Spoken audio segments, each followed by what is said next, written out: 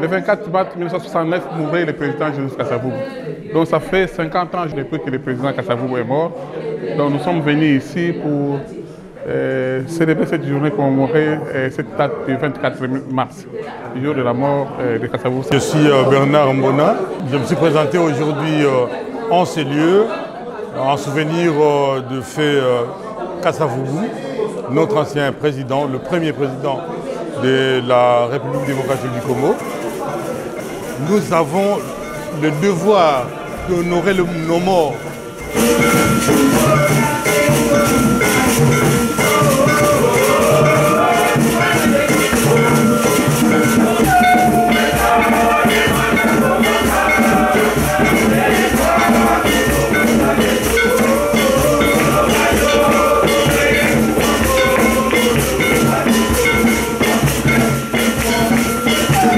Yenge Geto, Yenge Diaka, Yenge Mtatkamase, Yenge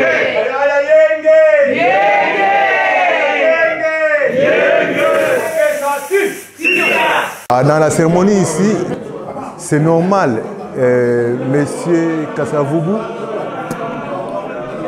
Kasavubu d'origine de Singini, c'est la première personnalité de la République démocratique du Congo. C'est quelqu'un à qui aussi nous devons rendre des hommages. C'est aussi la personne que nous devons beaucoup respecter, comme le gouvernement ne fait rien pour lui. Et nous sommes là pour vénérer, et pas pour l'invoquer, mais c'est pour tout simplement, là où il est, qui nous accorde aussi d'abord notre pardon, et ensuite qui nous envoie son esprit.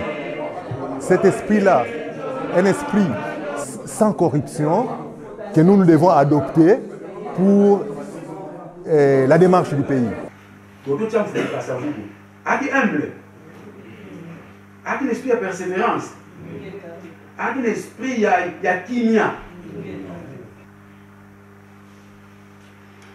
Balobi foi va vantoto kokufa awa na mokili ezali nzela na biso ya mokolo na mokolo. Donc tango tokufaka mpona tobotamaka mpona tokufaka mpona tosalaka kaka cercle yango komona cercle ezalami bacercle biloko nyonso na univers ezali cercle nde komonaka betuwa no ezalaka cercle baplanete nyonso eza cercle.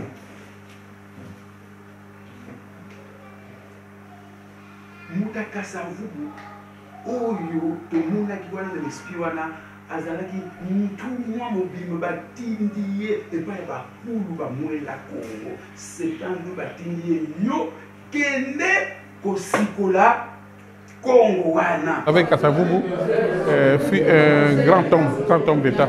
C'est le premier président de la République démocratique du Congo. C'est aussi le père de l'indépendance, parce que beaucoup oublient le parcours de Kasavubu.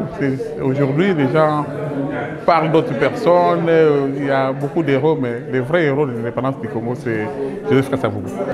C'est quelqu'un vraiment qui a aimé le Congo, qui a sacrifié sa vie pour le Congo. Et d'ailleurs, les gens disent puisque c'était le président le plus honnête.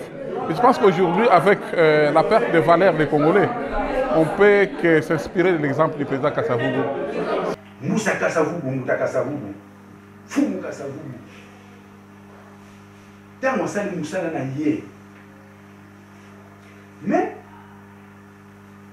à Saliango, na 100% de maintenant, c'est dans de 80%. Pas batté, humilité à Salaki Nango. Il a manqué. Tant voyez na mokili, moi makamuke na caractère physique be amoto elemiye na bambeba mususu mfumu na biso salaki. Tant va pe sur bâton de commandement. Yo le no ko sa bâton de commandement ba belé Muta Kasavubu ba to bâton de commandement ko se ma belé Mobutu a ju pouvoir kaka bongo kaka. Si vous carrément les choses à la gare, vous pouvez vous foutre à mon boulot, vous pouvez vous bander la noire. papa c'est mingi mutakasa uba munaiza bakarma bazongi abafuti ndambu na oba nyoko lakiye balakisaki biso lisusu tala bato bazwi mboka bizaleli na bango ese na bizaleli ya boye mboka ekobonga mais mutakasa uba monaki pasi awa mutakasa uba kutanga kelebe na moni supila kotaka susu boloko na makambo oyo ya pesa bato de commandement pa ya ngala Mobutu.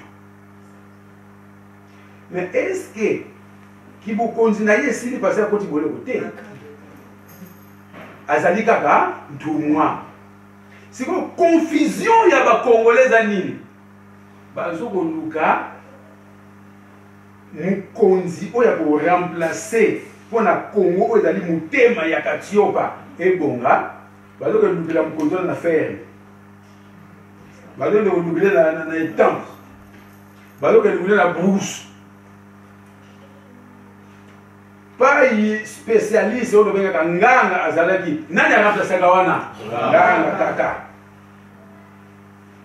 yango bokomona ni mwanda nzima lobaki mukolo mutakasa buba kufa ye asala nini alela na ye vakele nganga kaka una vingana donc pas ye spécialiste azalaki yo spécialiste ka kosala nini Les autorités au Congo, je crois qu'il faudra toujours se référer à ce qu'a été le président Kasavubu.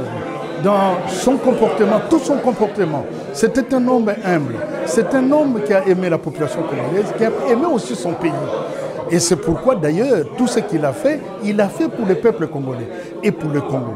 Je crois que vous devrez vraiment vous en inspirer parce qu'un comportement comme celui de Papa Kasavubu ne peut que amener notre pays vers la prospérité.